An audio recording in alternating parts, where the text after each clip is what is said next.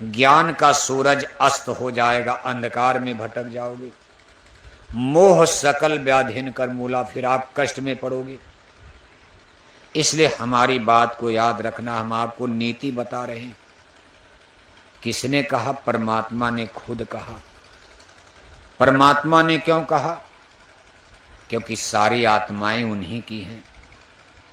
एक बच्चा बच्ची कहीं देश विदेश जाते हैं, बेटियां अपने घर जाती हैं तो माँ बाप उनको शिक्षा देते हैं कि भाई ऐसे ऐसे नीति नियम से रहोगी, जीवन सुखी रहेगा।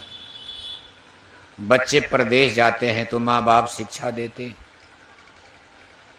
माँ बाप को गहरी चिंता होती अपने बच्चों जिन्हें जन्म दिया। अब दूसरे को इतनी क्या चिंता होगी, लेकिन जिस जननी ने अपनी कोख से जन्म दिया है, बेटा लायक हो चाहे नालायक हो, लेकिन माँ बाप के सामने कोई डंडा मारे तो कलेजा फटता। जब उनको पता है कि हमारे बच्चे ने गलती किया है, संत कबीर नगर में गोली मारी है, मर्डर किया है, कत्ल के, लेकिन जब पुलिस डंडा मारती है तो पूरा जिला तो चिल्लाएगा ठीक कर रहा, बड़ा माफिया था, बड़ा गुंडा बनता था। लेकिन उस माँ के कलेजे में दर्द होता है जिसने पैदा किया है। इसी तरह से आत्माएं, हमारे आपके लिए कोई बुरा भला हो सकता, हम आप जाति धर्म के नाम पर देख सकते हैं, लेकिन परमात्मा ऐसे नहीं देखते हैं। सगला सृष्टि मोर उपजाया, सब पर मोर बराबर दाया। ईश्वर अंश जीव अविनाशी, चेतन अमल सहज सुख राशि। परमात्मा ये कहते भाई ये भटक गए, कुछ तो बच गए, कुछ को माया ने भटका दिया, और ये माया के वशीभूत होकर हमसे भूल गए। जब हमको जान जाएंगे, हमको समझ जाएंगे, फिर लौट आएंगे। इसलिए परमात्मा की किसी से दुश्मनी नहीं है। परमात्मा पिता कभी पुत्र का दुश्मन हो ही नहीं सकता। वो तो सोचता भाई लौट आओ। माता पिता, मात पिता और गुरु की बानी, कहा शुभ जान करके उनका पालन करो, कभी वो आपका नुकसान नहीं कर सकते। इसी तरह से परमात्मा किसी का नुकसान नहीं चाहते। अगर वो कुछ करते भी हैं तो हमारे आपके भले के लिए करेंगे, क्योंकि आखिर आत्मा उन्हीं की है, देर अबेर वहीं जाएगी। वाल्मीकि ऐसे डाकू भी लौट करके गए, बड़े बड़े अधम पापी गुनहगार, अंत में बदल करके वाल्मीकि भय ब्रह्म समाना। आखिर सब लोग लौट गए, सत्संग के द्वारा बदल गए। हमारी आपकी सोच अलग है। हम हिंदू मुसलमान, अमीर गरीब, ऊंचा नीचा देखेंगे। हमारा आपका बस चले तब तो हम अपना चाचा भाई भतीजा भी मार डालेंगे, कहेंगे भगवान मर जाए, चाचा मर जाए जमीन हमारी हो जाए, भतीजा मर जाए जमीन हमारी हो जाए। आज सास बहू में झगड़ा होता, सास भी सत्संगी बहू भी सत्संगी। क्रोध में गुस्से में बुढ़िया सास कहती हे गुरु महाराज, जब तक ये डाइन नहीं मर जाएगी तब तक हमारा भजन बनने वाला। हे गुरु महाराज, ये माला पूजा कर रही, लेकिन गुस्सा में, क्योंकि आज बहू सास में झगड़ा हो गया, दोनों सत्संगी हैं। सास अपने बिस्तर पर जय गुरुदेव जय गुरुदेव जय गुरुदेव, बहू अपने बिस्तर पर जय गुरुदेव जय गुरुदेव जय गुरुदेव। लेकिन मन में क्या चला? क्रोध, अज्ञान। बुढ़िया सास करे कि हे गुरु महाराज ये मर जाए, मैं दूसरी बहू लाऊंगी, लेकिन इसके रहते हमारे घर में माला पूजा बनने वाला। और उधर बहू क्या माला जप रहे कि हे भगवान, हे गुरु महाराज, जब तक ये बुढ़िया नहीं मर जाएगी तब तक घर में शांति आने वाली। अब आपके कहने से अगर गुरु महाराज मारना शुरू कर दें तो सब बुढ़िया सास तो मरी जाएगी, सत्संगी सब मर जाएंगे, क्योंकि हर बहू कहती है कि मेरी बुढ़िया मर जाए, बुढ़िया भी कहती मर जाए। क्यों बहू साहब? तो गुरु महाराज किसको मारेंगे बताओ? आखिर गुरु महाराज ने तो उनको भी नामदान दिया, उनको भी नामदान दिया। जैसे आज आप देख रहे हो नाना गुरु नाना पंथ। गुरु महाराज के शरीर त्याग के बाद या गुरु महाराज के रहते हुए भी संगतों में भी गोल गैंग बन जाता था, लेकिन गुरु महाराज ने कभी किसी से दुराव नहीं किया, कहा ठीक है बच्चा, लगे रहो, भाग जाओगे गड़बड़ हो जाएगा, लगे रहो। नहीं इस जन्म में तो अगले जन्म में आ जाना। कहाँ जाओगे भागकर? आखिर जाओगे कहाँ आप? नहीं इस जन्म में तो आत्मा तो अमर है। गुरु महाराज के शरीर त्याग के बाद थोड़ा झगड़ा और बढ़ गया। जय गुरुदेव मिशन में तमाम गोल गैंग बन गई। कोई बंबई चला गया, कोई भोपाल चला गया, कोई दिल्ली चला गया, कोई हरियाणा चला गया। नाना गुरु नाना पंथ। कितने गुरु बन गए, कितने पंथ बना दिया। अब ये है सब अज्ञान होता है जब पढ़ाई सही नहीं पढ़ोगे। भटक में क्यों उम्र खोते, कहीं तुम ठीक नहीं लगना। केवल नामदान लेने से कोई सत्संगी नहीं हो जाता। नामदान तो रजिस्ट्रेशन है। जैसे स्कूल में नाम लिखा दिया कि कितना बढ़िया स्कूल, इसका मतलब नहीं कि आप पास हो जाओगे। स्कूल गारंटी नहीं देगा कि आप नाम लिखा लिए हमारे स्कूल में पास हो जाओगे। पढ़ोगे तब न पास होगे। गुरु महाराज का नामदान तो सबको मिल गया, लेकिन जिसने जितना पढ़ा उसने उतना सीखा। जिसने जितना सत्संग सुना और ध्यान से सुना। अब सत्संग में बैठे लेकिन सो गए, तब तक बाबू साहब की तरह जाग रहे हैं, सो रहे हैं। अब जब सत्संग में सो जाओगे तब क्या पढ़ पाओगे? मास्टर क्या पढ़ा रहा? मथुरा में आप जगह जगह तमाम सत्संगी सोते ही रहते। अब उनको ये भी नहीं पता गुरु महाराज ने कब क्या सुनाया।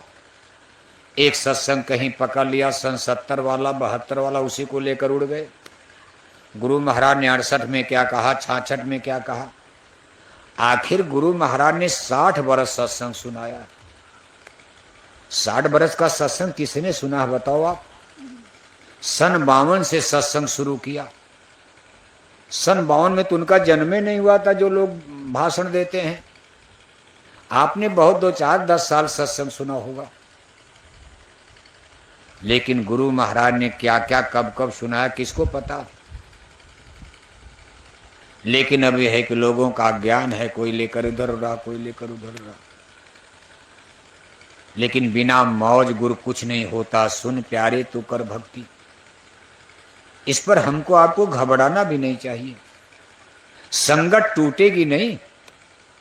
जय गुरुदेव मिशन मथुरा आबाद रहेगा, आशीर्वाद है। और ये हजारों हजारों वर्ष तक आगे डेवलप करेगा। जय गुरुदेव मिशन का भी दोपहर भी नहीं आया। और मिशन का समझ लो किसी का 3 बज गया, किसी का 4 बज गया। जैसे जैसे समय बीत रहा है, 3 बजे सूरज की धूप प्रकाश कम हो जाता, 4 बजेगा और कम हो जाएगा, 5 बजेगा और कम हो जाएगा। इसी तरह से संसार में तमाम मिशन जन्म लेते हैं। जैसे आदमी का बचपन, जवानी, फिर बुढ़ापा, मर जाता, इसी तरह से ज्ञान का सूरज जय गुरुदेव मिशन का दोपहरी की तरफ बढ़ रहा। जब दोपहरी होगी सारे संसार को रोशन करेगा। और जितने मिशन हैं गलत नहीं है, लेकिन ये समय चक्र है सबका। शाम होती संध्या होती। जय गुरुदेव मिशन की संध्या होने में हजारों वर्ष लगेंगे। फिर कोई मिशन आएगा, गारंटी नहीं कि यही मिशन चलेगा। ज्ञान तो वही रहेगा। मास्टर बदलते रहते, स्कूल बदल जाता है, मास्टर बदल, लेकिन ज्ञान नहीं बदलता। ज्ञान शाश्वत है, सनातन है। न आत्मा बदलेगी न परमात्मा बदलेंगे तो उनका ज्ञान कहाँ से बदलेगा। स्कूल में एक मास्टर मरता है, दूसरा मास्टर सरकार तुरंत रखती है। पहले मास्टर ने 2 दूनी 4 पढ़ाया, दूसरा मास्टर 2 दूनी 4 पढ़ाएगा। दूसरा मर गया, तीसरा आएगा, तीसरा भी 2 दूनी 4 पढ़ाएगा। ये नहीं कि तीसरा मास्टर 2 दूनी 6 पढ़ा देगा।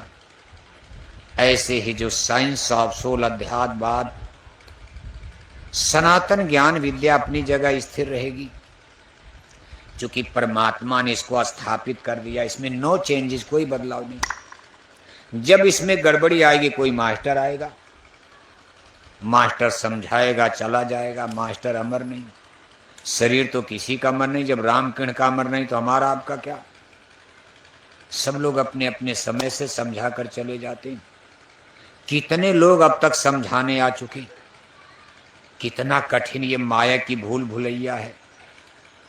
मुसलमान भाइयों की किताब में लिखा है, जब से धरती बनी मानव ने जन्म लिया है, हम मनुष्यों को समझाने के लिए, हम मनुष्यों के बीच में मानव का जन्म लेकर मनुष्य बनकर अब तक 1,23,000 पैगंबर पैदा हो चुके हैं। 1,23,000, बताओ आप, 1,23,000 लोगों की सूची तो कहीं नहीं मिलती। मुसलमानों की किताबों में इतना जिक्र आता, 1,23,000 लोग आ चुके। और किसने कहा ये बात? पैगंबर मोहम्मद साहब ने कहा। पैगंबर मोहम्मद साहब को खुदा का नबी कहा जाता, बल्कि अंतिम नबी। 1,23,000 में अंतिम नबी पैगंबर मोहम्मद साहब। इसके बाद नबी लोगों के आने का सिलसिला बंद हो गया 1400 साल पहले। ये मुसलमान भाइयों की पाक किताबें कह रही, और मुसलमान उसी पर पुख्ता आरूढ़ हैं। हिंदू रामायण गीता से टस मस भले हो जाएं, लेकिन मुसलमान अपनी पवित्र पाक कुरान से टस मस होने वाले, आप उनको लाख समझाओ। और फिर टस मस होना भी नहीं चाहिए। मुसलमानों की किताबों में लिखा था, पैगंबर मोहम्मद साहब कहते हैं, मुसलमान, अगर तेरे इंसानी जिस्म पर शराब का एक कतरा, एक बूंद गिर जाए तो जिस्म को जला दे या काट कर निकाल दे, तब तेरी गुनाहें माफ होगी, वरना इस्लाम से, काफिर, खुदा से जुदा हो जाएगा। तेरा तौहीद, नमाज, ज़कात, रोजा, हज हरगिज हरगिज कबूल नहीं होगा। वक्त क़यामत यानी मौत के बाद तेरी रूह को अल्लाह ताला खुदा रब्बुल आलमीन की अदालत में ले जाकर फिर दोजख, जहन्नुम, नरकों में डाल दिया जाएगा। तेरी रूह को नरकों की आग में जलना पड़ेगा। उस जिस्म को या तो काट दे या जला दे जहाँ शराब गिरी। देखो, मुसलमानों ने इसको स्वीकार कर लिया। हिंदू मुसलमान का यही फर्क है। हिंदुओं की रामायण में क्या लिखा शराब के बारे में?